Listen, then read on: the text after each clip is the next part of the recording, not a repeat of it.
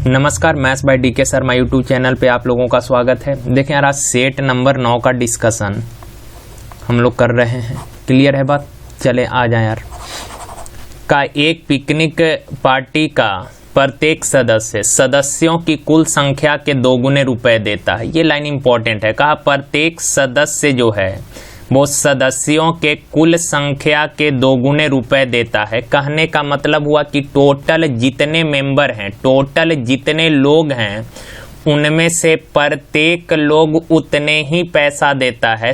प्रत्येक लोग 2 गुने पैसा देता है जितने टोटल ऑफ मेंबर है, यानी जितने टोटल मेंबर हैं का प्रत्येक सदस्य जो है वो सदस्यों के संख्या का 2 गुना रुपए देता है। तो सपोज अगर सदस्यों का कुल संख्या x है तो प्रत्येक सदस्य जो है वो सदस्यों से 2 गुना रुपए देता है, यानी हर सदस्य 2x रुपए देता है।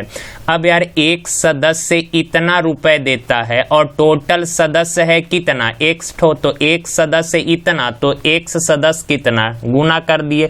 टोटल इतना पैसा कलेक्शन हुआ, लेकिन हुआ है कितना, 342 रुपए। क्लियर बा?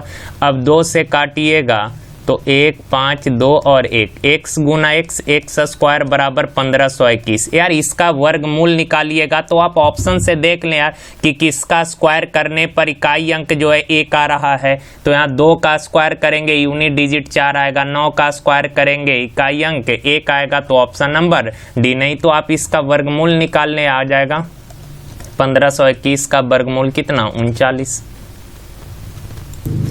देखिए का एक व्यक्ति किसी पुस्तक का 2/5 भाग पहले दिन पढ़ता है, अगले दिन वह पहले दिन की अपेक्षा 1/3 भाग अधिक पढ़ता है। यदि तीसरे दिन कुल 15 पेज पढ़े बचे हैं तो पुस्तक में पेजों की कुल संख्या। देखिए यार का पहला दिन जो है फर्स्ट डे उसने पढ़ा 2/5 भाग पुस्तक। क्लियर है यहाँ तक बात? कहा अगले दिन यानी सेकेंड दिन वह पहले दिन के अपेक्षा 1/3 अधिक पढ़ा, यानी दूसरा दिन जो है उसने पहला दिन जितना पढ़ा था का उससे 1/3 ज्यादा। 1/3 कहने का मतलब पहला दिन अगर 3 पढ़ा तो दूसरा दिन उससे 1 ज्यादा पढ़ा, यानी कितना पढ़ा, 4/3 पढ़ा, यानी 4 दूना 8/15 भाग सेकेंड डे पढ़ा। का यदि तीसरे दिन कुल 15 पेज बचे हों तो यार आप बताएं थर्ड डे जो है कितने पेज पढ़ने के लिए शेष बचा।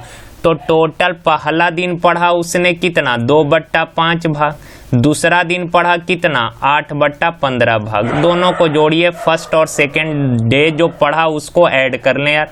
तो एलसीएम 15, 5 दिया, 3 दूना 6, 8 एकम 8, तो 8 6 14/15 कहने का मतलब हुआ कि पहला और टोटल 15 पेज हैं। टोटल पेज कितने हैं पढ़ने के लिए, 15, जिसमें से पहला और दूसरा 2 दिन को मिलाकर उसने 14 पेज पढ़ लिए।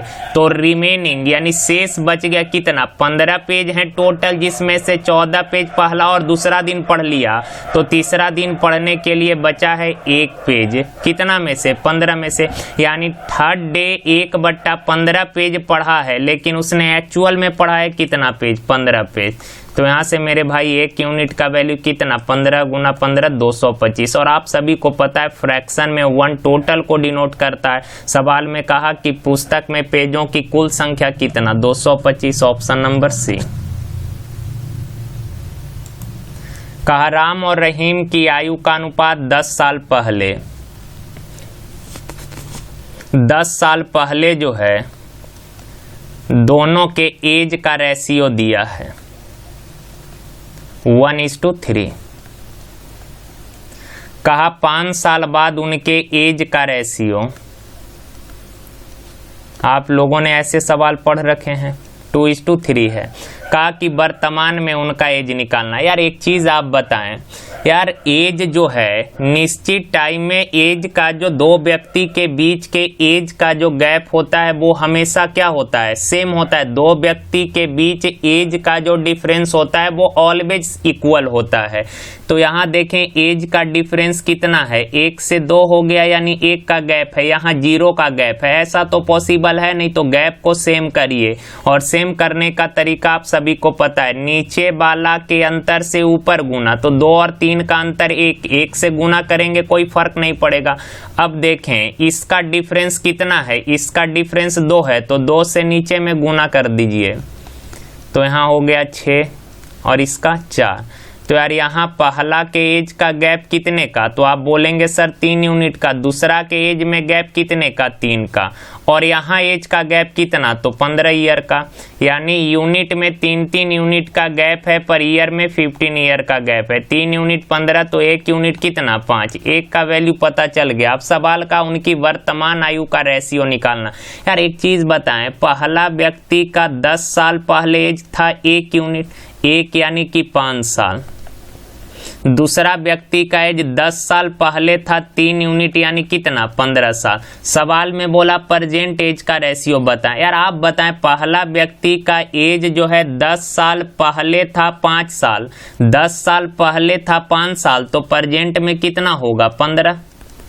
दूसरा व्यक्ति का एज 10 साल पहले था 15, तो वर्तमान में कितना, 10 बढ़ेगा, यानी कि 25 साल।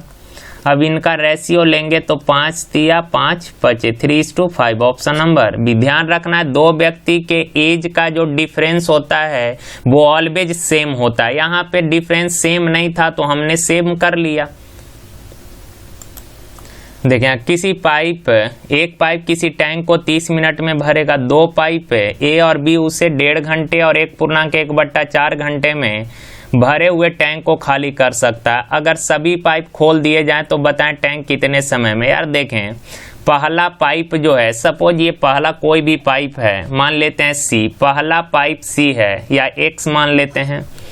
एक्स जो है पूरा टैंक को 30 मिनट यानी आधा घंटा में भरेगा, और दूसरा पाइप ए जो है पूरा टैंक को खाली कर देगा 1.1/2 यानी 3/2 घंटा में, और तीसरा पाइप बी जो है पूरा टैंक को खाली करेगा 1.1/4 यानी 5/4 घंटा में। अब यार इन सबों का एलसीएम, तो यार आपको पता है 1, 3 और यहाँ से 5 का एलसीएम कितना हो जाएगा, तो आप बोलोगे सर 15। अब ये ऊपर जाएगा, ये आधा घंटा में 15 लीटर भरेगा, तो 1 घंटा में कितना भरेगा, ऊपर जाएगा तो 30 भरेगा, यानी प्लस से ये 3/2 घंटा में 15 लीटर खाली करेगा, तो 1 घंटा में कितना, 15 में अगर 3/2 से भाग देंगे तो 3 × 2 ऊपर जाएगा 10, माइनस का खाली करेगा माइनस से। सिमिलरली ये 4 × 12 खाली करेगा। अब का यदि तीनों को एक साथ खोला जाए तो कितने समय में टंकी भर जाएगा, तीनों एक साथ चलेगा, ये 10 30 भरेगा, और ये दोनों ए और बी मिलकर 10 12 22 खाली करेगा। ये 30 भरेगा 22 खाली करेगा, तो हर घंटे टैंक में 8 पानी जाएगा। 15 लीटर भरना है, कितना समय, 15/8 यानी 8 एकम 8 पूर्णांक 7/8 घंटा, 1.7/8 ऑप्शन नंबर ए। देखिए यार कहा 1-9 किसी प्रेक्षण टावर से दूर जा रही है। कोई सपोज ये टावर है, अब का इससे 1-9 दूर जा रही है। जब वह टावर से 50 मीटर दूरी पर है तो वह प्रेक्षक की दृष्टि में 60 डिग्री का कोण बनाता है। यहाँ पे कोई ऑब्जर्वर है, का ये 9 जो है टावर से दूर जा रही है, तो किसी एक पॉइंट से ये प्रेक्षक के आंख पर जो है ये 60 डिग्री का एंगल बनाती है। आगे कहता है 8 सेकंड के बाद यहाँ से का टावर से कितना दूर गई है, 50 मीटर, तो ये वाला डिस्टेंस दिया है 50 मीटर का। अब का 8 सेकंड के बाद अब नवन कोण 30 डिग्री का हो जाता है। 8 सेकंड के बाद 9 इधर जा रही है, तो 8 सेकंड के बाद सपोज यहाँ आ जाती है, तो यहाँ से जो है कोण कितना डिग्री बनता है, 30 डिग्री का। यहाँ से यहाँ तक आने में टाइम लगा है कितना 8 सेकेंड। ये चीज़ ध्यान में रखना आप लोग, ये टाइम लगा यहाँ से यहाँ आने में 8 सेकेंड का यह मानते हुए कि नाव ठहरे हुए पानी में चल रही है तो नाव की चाल क्या होगी। देखें यार स्पीड बोला और आप सभी को पता है स्पीड होता है डिस्टेंस अपॉन टाइम। टाइम तो हम लोगों को दिया, अगर डिस्टेंस ये वाला टाइम दिया, यहाँ से यहाँ तक आने में 8 सेकेंड लगा, अगर ये वाला डिस्टेंस हम लोग निकाल गए ना यार तो ये स्पीड आराम से आप निकाल लोगे। तो देखें यार आप सभी को पता है 60 डिग्री के लिए ये वाला हो जाएगा कितना, तो आप बोलेंगे सर √3, और ये वाला कितना 1 यूनिट। 30 डिग्री के लिए ये वाला होगा 1 और पूरा ये बेस कितना √3। 60 है तो सर्कल से उसको रिप्रेजेंट कर दिए, 30 तो है क्वाड्रिलेटरल चतुर्भुज से। अब यार देखें यहाँ पे बैलेंस कर लेना है रेशियो को। ये हाइट तो दोनों ट्रायंगल से कॉमन ही रहेगा ना यार, 60 डिग्री ले या 30 डिग्री हाइट तो सेम रहेगा। तो एक से आ रहा है √3, दूसरा से आ रहा है 1, तो इसको बैलेंस करिए। तो बैलेंस करने के लिए आप सभी को पता है कि सर ये √3 है, इसको भी √3 बनाएंगे तो √3 से यहाँ गुना तो √3 से यहाँ भी गुना, तो ये पूरा √3 कितना हो गया 3। अब एक चीज आप बताएं, पूरा 3 है, यहां से यहां तक 1 है, तो ये वाला कितना होगा 2। अब आपको पता है सर 1 यूनिट अगर 50 है तो 2 यूनिट बराबर कितना हो जाएगा 100 मीटर। तो यहां से यहां तक लेंथ आ गया, स्पीड निकालना है तो डिस्टेंस 100 बट्टा टाइम कितना 8 सेकेंड। मीटर पर सेकेंड को किलोमीटर पर आवर में लाइएगा 18/5 से गुना, तो मेरे भाई 5 से ये गया कितना बार में 20 बार में, 4 से 5, 4 से 2, 2 से 9, 9 पचे 45 किलोमीटर पर आवर। सी देखें यार दिया tan theta minus cot theta 0 है, तो tan के पावर 26 थीटा प्लस कॉट के पावर 100 थीटा है। तो यार एक चीज आप बताएं, यहाँ पे बेसिक सॉल्व करने का जरूरत है नहीं, आप ऐसा एंगल ले लें जो इस कंडीशन को सेटिस्फाइड करा दे। tan theta minus cot theta 0 आना चाहिए। तो आप बोलोगे सर जी एंगल पता होना चाहिए, आपको अच्छे से याद होना चाहिए। तो tan थीटा ले ले 45 डिग्री, तो tan 45 कितना 1 माइनस कॉट 45 1, तो 1 में से 1 गया कितना 0, यानी थीटा 45 डिग्री लेने पर ये कंडीशन सेटिस्फाइड हो गया। तो tan 45 कितना 1, तो 1 के पावर 26 प्लस tan कॉट के पावर 100 थीटा, तो आप बताना कॉट 45 होता है सर 1, तो 1 के पावर 100, और कुछ भी है 1 के पावर तो 1 रहेगा, तो 1 + 1 कितना 2, ऑप्शन नंबर डी।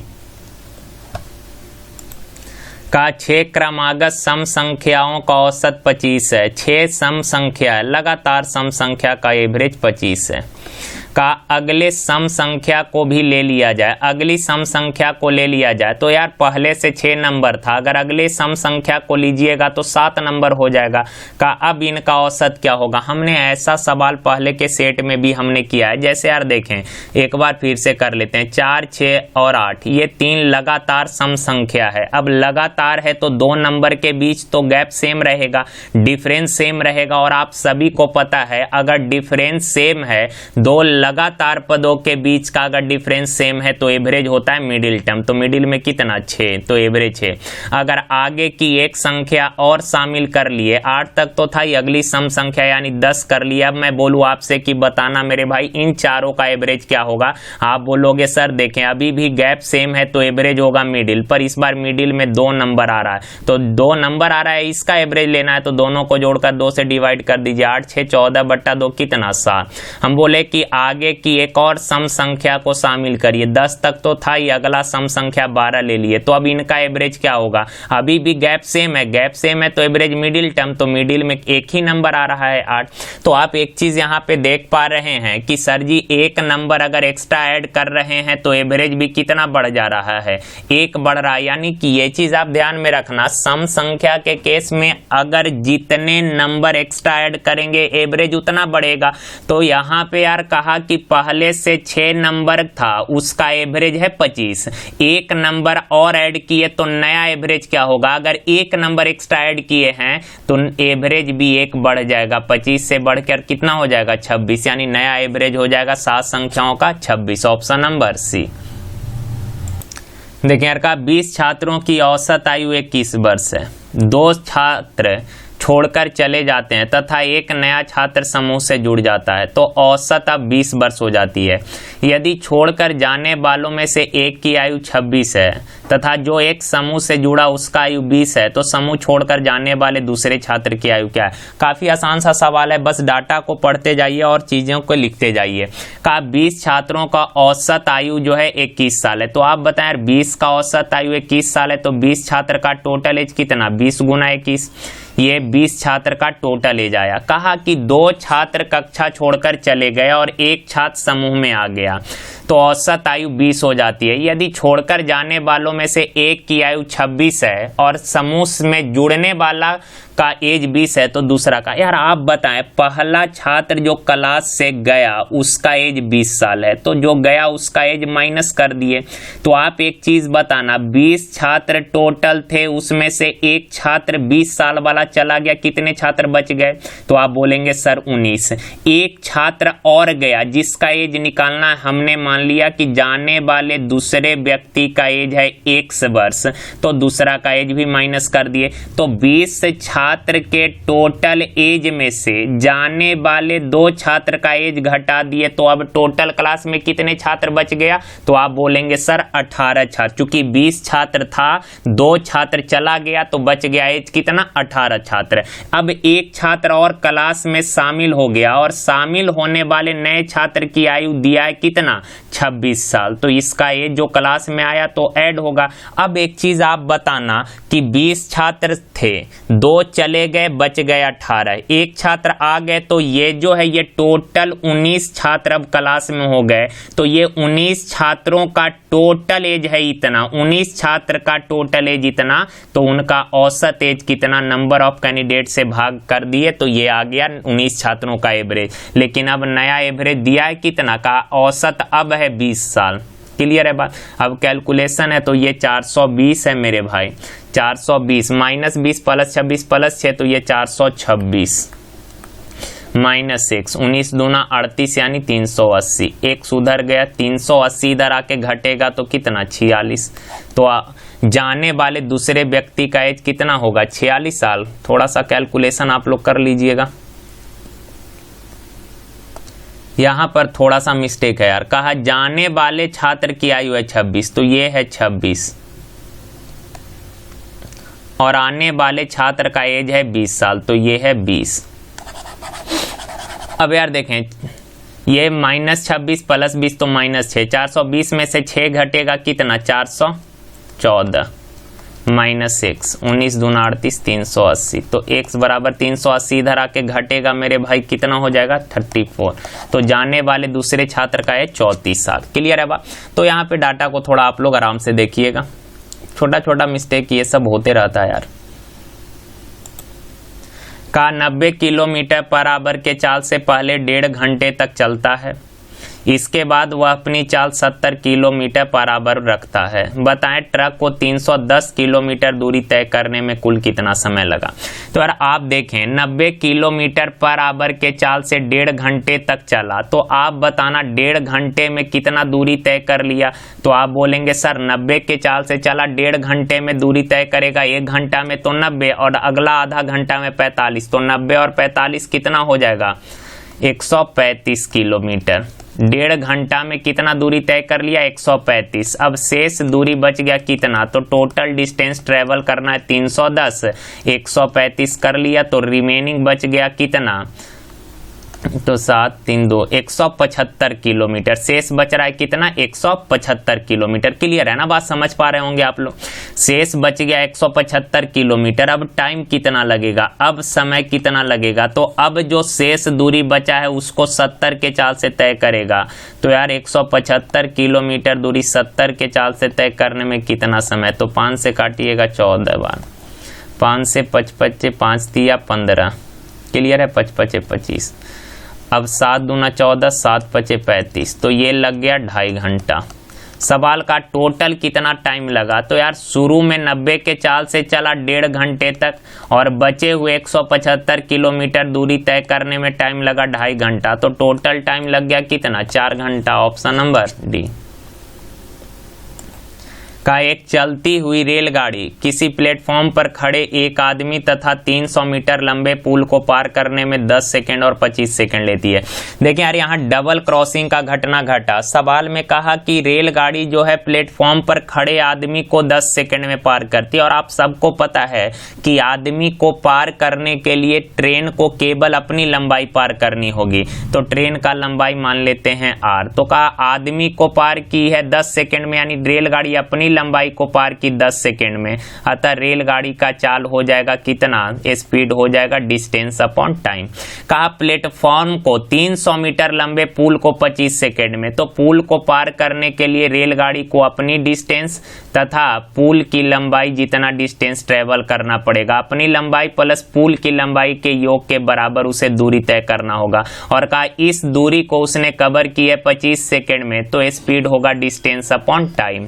दोनों रेलगाड़ी का स्पीड है अतः आपस में बराबर, 5 से 2 बार में 5 से 5 बार क्रॉस मल्टीप्लाई करिए तो 5r बराबर 2r प्लस 600, 3r बराबर 600। तो रेलगाड़ी का लंबाई कितना आ गया मेरे भाई, 200 मीटर। रेलगाड़ी का लंबाई यहां से आ गया कितना, 200 मीटर।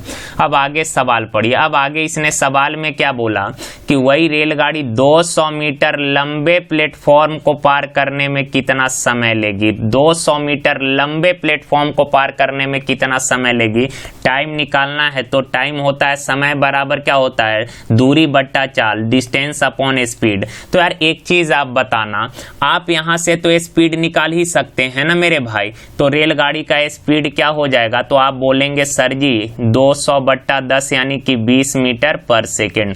रेलगाड़ी का स्पीड आ गया 20 मीटर पर सेकेंड। अब सवाल कहा कि रेलगाड़ी 200 मीटर लंबे प्लेटफॉर्म को पार करने में कितना समय। प्लेटफॉर्म को पार करने के लिए रेलगाड़ी को अपनी लंबाई और प्लेटफॉर्म के लंबाई के योग को पार करना होगा, यानी इतना दूरी तय करने में कितना समय लगेगा। तो समय बराबर दूरी बट्टा चाल, और चाल पता ही है 20, तो 400/20 यानी कितना, 20 सेकेंड। ऑप्शन नंबर सी। देखें कहा ABC किसी काम को 4 दिन में करता है। A, B और C तीनों मिलकर कोई काम 4 दिन में। A और C 4.5 दिन, यानी 9/2। का B और C 12 दिन। तो मेरे भाई इन सब का LCM, तो 4 9 12 का LCM 36, 4 9 चौक 4 दूना 8, 12 तिया। अब सवाल में कहा सी अकेले उस काम को कितने दिन में करेगा। सी के बारे में सवाल बोला तो सी का एफिशिएंसी जानना जरूरी है। समझ पा रहे हैं बात।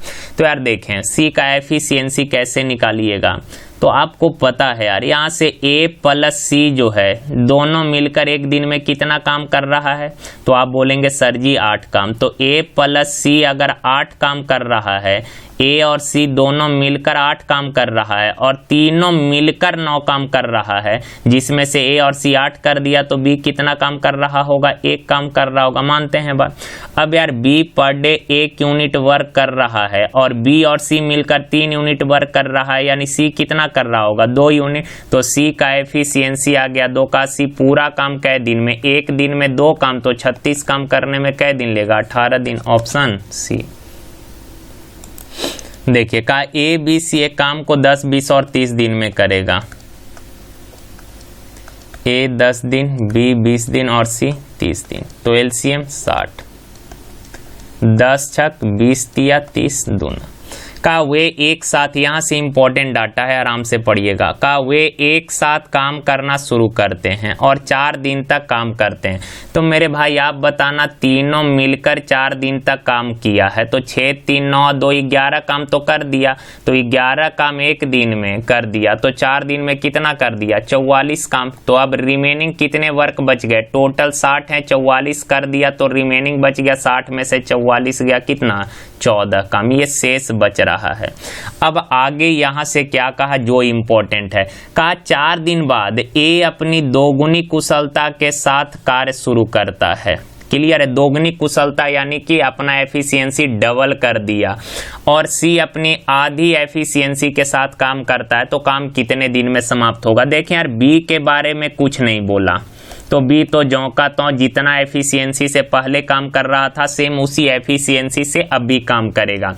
पर ए के बारे में बोला क्या कि ए पहले से 2 गुना एफिशिएंट हो गया, यानी पहले ए अगर पर डे 6 काम कर रहा था अब 2 गुनी एफिशिएंसी से करेगा, यानी अब ए पर डे कितना काम करेगा 12 काम। बी के बारे में कुछ नहीं बोला, यानी बी अभी भी 3 काम ही कर रहा है। का सी अपनी आधी कुशलता से काम करता है, तो सी अगर पर डे पहले 2 काम करता था आधी एफिशिएंसी से करेगा तो 1 काम पर डे करेगा। क्लियर है बा? तो अब तीनों मिलकर पर डे कितना काम 12 3 15 1 16 काम, तीनों मिलकर पर डे 16 काम, तो बचा है कितना काम 14 काम।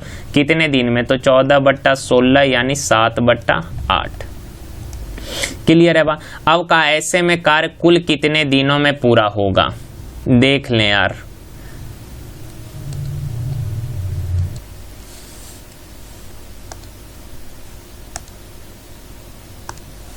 यहाँ पे एक चीज देखें यार, यहाँ पे सॉरी यहाँ पे जो है 60 में से 44 जाएगा 16। क्लियर है ना बा? होते रहता है यार मिस्टेक। और यहाँ पे 16 काम शेष बच रहा था, तो तीनों मिलकर अब पर डे 16 यूनिट काम करेगा, तो बचा हुआ 16 काम करने में कितना दिन लगेगा 1 दिन। सवाल में कहा ऐसे में काम कुल कितने दिनों में पूरा होगा, तो यार तीनों शुरू में 4 दिन तक इकट्ठे काम किया और बचे हुए काम को करने में 1 दिन लग गया, यानी टोटल काम होगा कितने दिन 5 दिन। Option number C. का एक व्यक्ति अपनी 8600 रुपए की धनराशि को 5 पुत्र 4 पुत्री और 2 भतीजों के बीच में बांटता है। प्रत्येक पुत्री प्रत्येक भतीजे से 4 गुना धन प्राप्त करे और प्रत्येक पुत्र प्रत्येक भतीजे से 5 गुना धन प्राप्त करे, तो प्रत्येक पुत्री का हिस्सा ज्ञात करें।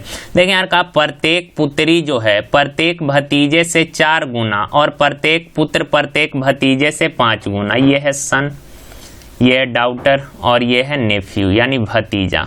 का प्रत्येक बेटे को जो है प्रत्येक भतीजा से 5 गुना, भतीजा से 5 गुना, और प्रत्येक डाउटर का जो हिस्सा है वो भतीजे से 4 गुना यानी 4। प्रत्येक यानी 1 का ये रेशियो दिया कि एक बेटे का हिस्सा है 5 यूनिट, एक डाउटर का हिस्सा 4 यूनिट और एक नेफ्यू का हिस्सा 1 यूनिट। अब का उसके 5 पुत्र हैं, आप बताना पुत्र कितने हैं 5 उसके पुत्र हैं। तो यार एक पुत्र का हिस्सा अगर 5 रुपए है तो सभी यानी 5 पुत्र को मिलाकर हिस्सा कितना 25। डाउटर 4 ठो बेटी है, तो यार एक डाउटर का हिस्सा 4 रुपया, तो 4 डाउटर का 16 रुपया। एक भतीजा कितना है 2 ठो, तो एक भतीजे का अगर 1 रुपये हिस्सा है तो 2 भतीजे का 2। अब टोटल कितना हो गया 6 2 8 5 13, 3 1 4, टोटल है 43 पर दिया है 8600 रुपया, तो 1 यूनिट बराबर 200। 1 यूनिट 200 तो का प्रत्येक पुत्री का हिस्सा, प्रत्येक यानी एक बेटी का हिस्सा पूछा, तो एक बेटी का हिस्सा है 4 यूनिट, तो 1 यूनिट बराबर 200, तो 4 यूनिट बराबर 800। Option number C. का एक मिश्रण में स्पिरिट और वाटर के मात्रा का रेशियो है 3:2। का इसमें पानी के तुलना में 3 लीटर स्पिरिट ज्यादा है, वाटर है 2 लीटर, स्पिरिट है 3, कितना ज्यादा है, तो आप बोलेंगे सर 1 यूनिट ज्यादा है, पर ज्यादा दिया है 3 लीटर। का मिश्रण में स्पिरिट की मात्रा यानी 3 का वैल्यू पूछा तो 9 लीटर। Option number C. का ए और बी एवं बी और सी के आय का अनुपात, ए और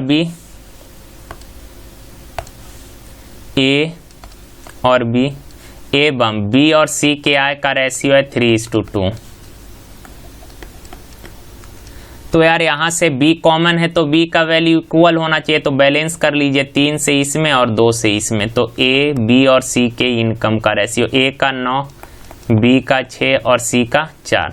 अब आगे सवाल में कहा कि a की आय का तिहाई भाग, a की आय का तिहाई भाग, तो a का इनकम है 9 यूनिट, 9 का तिहाई भाग यानी कितना 3 यूनिट। कहा सी के इनकम का चौथाई भाग, सी का इनकम है 4 और इसका चौथाई यानी कितना 1 यूनिट। कहा ए के इनकम का जो तिहाई भाग है, ओके, ए के इनकम का जो तिहाई भाग है वो सी के इनकम के चौथाई भाग से 1000 ज्यादा है। यहाँ कितना ज्यादा है 2 यूनिट ज्यादा है, लेकिन दिया है 1000 रुपया। 2 यूनिट 1000 तो 1 यूनिट 500, 1 यूनिट 500 तो बी का इनकम 6 यूनिट, 1 500 तो 6 यूनिट 6 पचे 30 यानी 3000। कहा एक्स ने किसी व्यापार में लगने वाले कुल पूंजी का 1/4 भाग 1/4 समय के लिए, बाई 1/5 भाग 1/2 समय के लिए, जेड शेष पूंजी पूरे समय के लिए।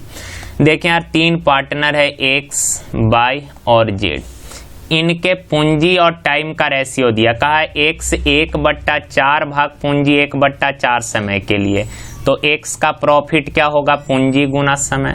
कहा बाई जो है 1/5 भाग पूंजी 1/2 समय के लिए, तो बाई का प्रॉफिट क्या होगा पूंजी गुना समय।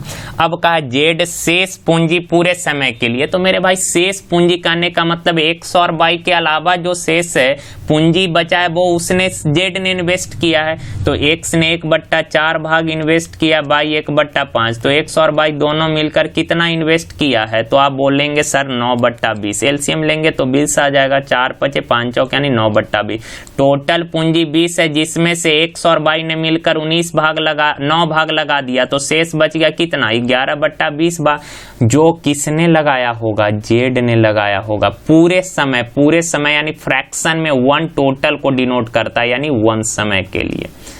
अब इसको सॉल्व कर लीजिएगा आप लोग, कर ही देते हैं 1/16 1/10 या फिर काट लेते हैं जो कटता है उसको, तो 2 से काटिएगा तो 2 बार में और 2 से ये 10। क्लियर है बात।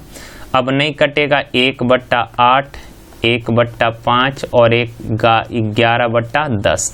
अब फ्रैक्शन के रूप में रेशियो जब भी दे तो पहले इसको बैलेंस कर लेना। बैलेंस करने का तरीका पता है सबको, 8 5 और 40 को अगर इंटीजर में चेंज करना है तो इनका एलसीएम 8 5 10 का एलसीएम 40, तो 8 पचे 5 8 40 10 चौक 40 यानी एक्स का प्रॉफिट आ गया 5 यूनिट, बाई का प्रॉफिट है 8 यूनिट, जेड का प्रॉफिट 4 यूनिट का। यदि कुल लाभ 1140 तो मेरे भाई 8 है 5 13 13 4 13 4 17, लेकिन दिया है टोटल 1140, तो 1 यूनिट बराबर कितना।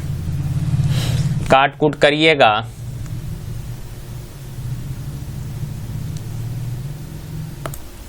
ये कट नहीं रहा यार यहाँ। अच्छा यहाँ पे 44 होगा। आज तो गलती का मैक्सिमम लेवल पार कर गया यार, पता नहीं आज क्या हो गया। 10 चौक तो 11 चौक 44, ध्यान भटक रहा है मेरे भाई। अब देखें यार ये कितना हो गया, तो ये है कितना 49 57 यूनिट 1140, तो 1 यूनिट 20, 1 यूनिट 20 है तो तीनों का हिस्सा पूछा अलग अलग, तो 20 पचे 100 पहला ऑप्शन हो गया, 20 पचे 100 160 यहाँ पे कर लीजिएगा। क्लियर है बात। चलें आगे यार, माफी चाहते हैं यार, पता नहीं आज क्या हो रहा है। का एक मिश्रण में अल्कोहल और पानी का अनुपात 4:3 है। अल्कोहल और वाटर का रेशियो दिया है 4:3। इसमें 5 लीटर पानी मिलाया गया, वाटर मिलाया है 5 लीटर, तो अब रेशियो हो जाता है 4:5। वाटर मिलाए तो अल्कोहल सेम होना चाहिए, और यहाँ पे सेम ही है तो ज़्यादा लफड़ा है नहीं। 3 से वाटर 5 हो गया, यानी कितना बढ़ गया 2 बढ़ गया, 2 बढ़ा, लेकिन बढ़ाए कितना 5 लीटर, 2 यूनिट 5 लीटर, तो 1 यूनिट हो जाएगा 5/2 लीटर। अब सवाल में कहा कि मिश्रण में अल्कोहल की मात्रा, तो मेरे भाई अल्कोहल है 4, 1 यूनिट 5/2 तो 4 यूनिट कितना, गुना करिएगा तो 5 दूना 10, ऑप्शन नंबर डी। आज थोड़ा कहीं जाना है यार, बाहर लोग वेट कर रहा है, इसी वजह से थोड़ा जल्दी में दिमाग काम नहीं कर रहा। चलिए आगे बढ़ते हैं। का यार कोई धनराशि साधारण ब्याज के किसी वार्षिक दर से 2 वर्ष के लिए निवेशित की जाती है। ब्याज का दर 3% बढ़ा दिया। यार रेट बढ़ा दिया कहने का मतलब प्रत्येक साल पहले से 3% ज्यादा ब्याज मिलेगा, तो एक साल में 3% ज्यादा ब्याज मिलेगा, 2 साल में कितना 6% ब्याज ज्यादा मिलेगा। पर रुपए में कितना मिल रहा है 72 रुपए का, तो 6% 72 रुपया। सवाल कहा यार प्रिंसिपल ज्ञात करे, धनराशि यानी प्रिंसिपल अर्थात 100%। तो 72/6 गुना 100, 6 से काटिएगा 12, 12 गुना 100 कितना 1200। Option number A. देखिए यार का एक दुकानदार विज्ञापित मूल्य कहने का मतलब हुआ मार्क प्राइस, अंकित मूल्य पर 23% कमीशन दिया। तो मेरे भाई 23% का फ्रैक्शन होता है कितना 23/100, यानी इसका मतलब ये हुआ कि अंकित मूल्य अगर 100 है तो उसने 23 रुपए का डिस्काउंट दिया। 100 का चीज था 23% डिस्काउंट दिया, यानी बेचा कितना में, तो आप बोलेंगे सर 100 का चीज 23 छूट दिया यानी बेचा 77 में। आगे का उसे 10% लाभ हुआ, तो 10% का फ्रैक्शन 1/10। और आप सभी को पता है कि लाभ हमेशा क्रय मूल्य पर होता है। का 10% का लाभ हुआ यानी क्रय मूल्य अगर 10 था तो उस पर 1 का लाभ हुआ। 10 में खरीदा 1 का लाभ कमाया यानी बेच दिया कितना में 11 में। क्लियर है, जो चीजें दिया था हमने लिख लिया। अब यार आप एक चीज देखकर बताएं, एक कंडीशन से विक्रय मूल्य है 77, दूसरा से विक्रय मूल्य है 11, तो यहाँ पे विक्रय मूल्य को बैलेंस करना पड़ेगा। तो बैलेंस करने के लिए इसमें 7 से गुना, तो यहाँ भी 7 से गुना, विक्रय मूल्य सेम हो गया ना यार। तो अब एमपी यानी मार्क प्राइस है 100, विक्रय मूल्य है 77 और क्रय मूल्य है कितना 70 का, उसे 56 रुपए का लाभ हुआ, यानी खरीदा 70 में बेचा 77 में, यानी लाभ हुआ 7 का, लेकिन हुआ है कितने का 56 का। 7 यूनिट 56 तो 1 यूनिट 8, 1 8 है, तो अंकित मूल्य कितना यानी 100 यूनिट का वैल्यू कितना, तो 800। Option number D. देखिए यार कहा कि एक व्यापारी एक वस्तु 20% के लाभ पर बेचता है, 20% लाभ पर बेचता है, तो पहले खरीदा होगा तभी तो बेचा, यानी कॉस्ट प्राइस है 100, 20% लाभ पर बेचा यानी बेचा कितना में 120 में। का यदि वह 60% कम में खरीदता, 100 का चीज पहले जो चीज 100 में खरीद रहा था, का आप 60% कम में खरीदता यानी नया क्रय मूल्य कितना होता 60 कम यानी 40 रुपए होता। तो का अगर 90 रुपए कम में बेचता तो 50% लाभ होता। तो यार अब 40 में खरीद रहा है, 50% का लाभ हो रहा है, तो आप सभी को पता है कि 40 का 50% 20 होता है, तो अब 20 का लाभ कमा रहा है, यानी अब कितना में बेच रहा है 60 में बेच रहा है। अरे मेरे भाई 40 में खरीद रहा है, का 40 पर अब 50% का लाभ हो रहा है, तो 40 का अगर 50% निकालेंगे तो 50 दूना 20 से आएगा ना यार। अब 40 में खरीदा 20 का लाभ हुआ यानी बेच दिया कितना में 60 में। कहा देखें यार पहले बेच रहा था 120 में, पहले बेच रहा था 120 में, अब बेच रहा है 60 में, यानी कितने रुपए कम में बेच रहा है, तो आप बोलेंगे सर 60 कम में बेच रहा है। 60 कम में बेच रहा है लेकिन बेच कितने में कम रहा है 90 रुपए कम में बेच रहा है, तो 1 यूनिट कितना तो 3/2, 1 यूनिट 3/2, तो सवाल का क्रय मूल्य क्या होगा, तो ओरिजिनल क्रय मूल्य तो ये वाला है, तो क्रय मूल्य है 100 यूनिट, 1 यूनिट 3/2, 100 यूनिट कितना तो 150। तो ऑप्शन नंबर ए। का ए बी का 15% है, ए प्लस बी 15% का फ्रैक्शन चाहे लिख लें ऐसे ही 15%, और ए माइनस बी दिया है 25%। परसेंट से परसेंट कैंसिल, 5 तिया 5 बचे, ए माइनस बी को इधर लाइएगा तो ए प्लस बी बट्टा ए माइनस बी बराबर 5/3। अब यार सी एंड डी आपने पढ़ा होगा, अगर यहाँ सी एंड डी अप्लाई करेंगे तो ये ए बट्टा बी हो जाएगा, इधर सी एंड डी अप्लाई करेंगे तो 8/2 कैंसिल, तो 4/1, यानी ए का मान 4 बी का मान 1। कुछ लोगों को यहाँ पे परेशानी होएगा तो आप करें क्या, बेसिक कर लें यार, 3 से दोनों में गुना करेंगे तो ये बनेगा 3a प्लस 3b बराबर 5a माइनस 5b। 3a उधर जाके घटेगा 2a, 5b इधर आके जुटेगा 8b, सॉरी 5b इधर आके जुटेगा 8b। तो यार 2 से 1 2 से 4, तो a बट्टा b बराबर 4/1। तो आप ऐसे बेसिक बच्चों की तरह भी कर सकते हैं, नहीं तो CND पता है तो आप CND अप्लाई कर लें। a का वैल्यू 4 यूनिट, b का वैल्यू 1 यूनिट। अब सवाल का b का कितना % a है, b का, तो का वाला पता है नीचे होता है, तो b का यानी b नीचे, a के बारे में पूछा a ऊपर, % में रिजल्ट मांगा 100 से गुना, यानी कि a b का 400% है। Option number D. देखिए कहा किसी वस्तु पर शुल्क उसके वर्तमान मूल्य का 40% कम कर दिया गया, तो इसकी खपत कितने % बढ़ाई जाए ताकि उसका प्राप्त आय पूर्ववत रहे। यार मूल्य जो है 40% कम कर दिया गया, आपको पता है 40% का फ्रैक्शन होता है 2/5, यानी ओरिजिनल प्राइस अगर 5 था तो 2 घटाकर कर दिया 3। और यार आप सभी को पता है प्राइस और कंजप्शन या प्राइस और क्वांटिटी जो होता है एक दूसरे का रिवर्स होता है। प्राइस का रेशियो 5:3 है तो क्वांटिटी का रेशियो 3:5 है। सवाल में कहा है इसकी खपत कितनी बढ़ाया जाए, खपत यानी क्वांटिटी कितनी, यानी पहले सपोज 3 kg खा रहा था तो आज खा रहा है 5 kg, यानी क्वांटिटी यानी खपत कितना बढ़ गया 2। क्लियर है ना बात। तो 2 का वृद्धि कितना पर, 3 पर, % में कितना 100 से गुना, तो 200/3 यानी 66 से ही 2/3%। Option number D.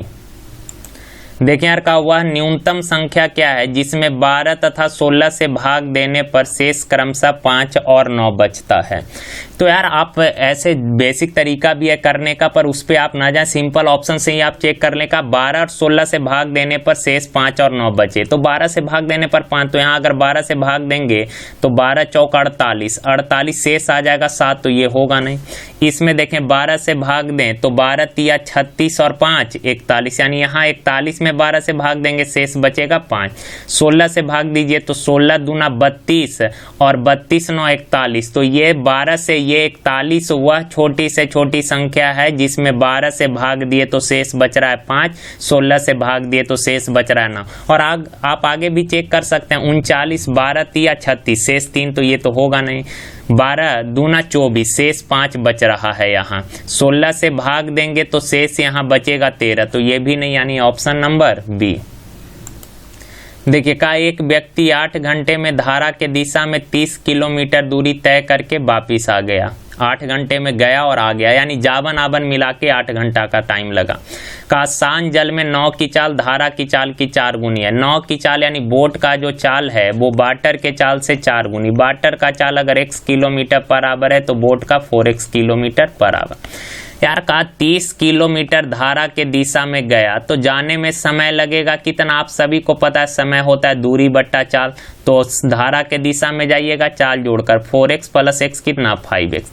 अब धारा के दिशा में अगर गए तो वहां से वापिस आते समय धारा के अपोजिट आना पड़ेगा। 30 किलोमीटर दूरी तय करके वापिस आ गया। अच्छा अब धारा के अपोजिट भी 30, जैसे मान लीजिए यार ये डिस्टेंस है 30 किलोमीटर, तो अगर धारा के दिशा में 30 किलोमीटर गए तो आइएगा, तो अब इसलिए आप धारा के अपोजिट आना पड़ेगा, तो 30 किलोमीटर धारा के अपोजिट आइएगा, तो जाने में 30 किलोमीटर आने में 30 किलोमीटर पर आए हैं अपोजिट डायरेक्शन में, तो चाल घटेगा 4x में से 1 गया 3x। जाने में टाइम इतना, आने में टाइम इतना, दोनों टाइम मिलाकर कितना 8 घंटा। 5 से काटिएगा तो ये 6/x, 3 से काटिएगा तो 10/x बराबर 8, तो LCM x ऊपर में 16 इधर 8 दूना तो x बराबर 2, x 2 आ गया तो का धारा की चाल यानी 2 किलोमीटर पर आवर। और देखें यार इस पे जैसे भी काम चल रहा है थोड़ा ऊपर नीचे करके आप लोग मैनेज कर लीजिएगा, ठीक है ना। बहुत जल्दी कुछ अच्छा सुनाने वाले हैं, कुछ खुशखबरी सुनाने वाले हैं।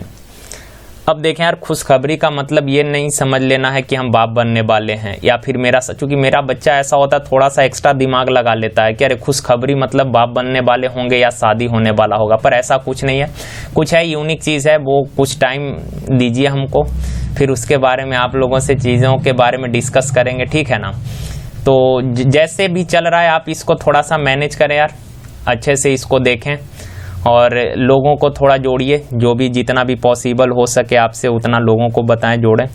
और चलते हैं यार आज के लिए यहीं तक। थैंक यू, धन्यवाद। जो भी गलती हुआ आज के लिए माफ़ी चाहते हैं यार, क्योंकि आज थोड़ा सा दिमाग अपसेट भी है और कहीं जाना भी है तो जल्दी में है, तो थोड़ा बहुत ऊपर नीचे चीज़ें हो गया, मिस्टेक कुछ हो गया ज़्यादा, तो आप लोग मैनेज करिएगा। थैंक यू यार, धन्यवाद, थैंक यू।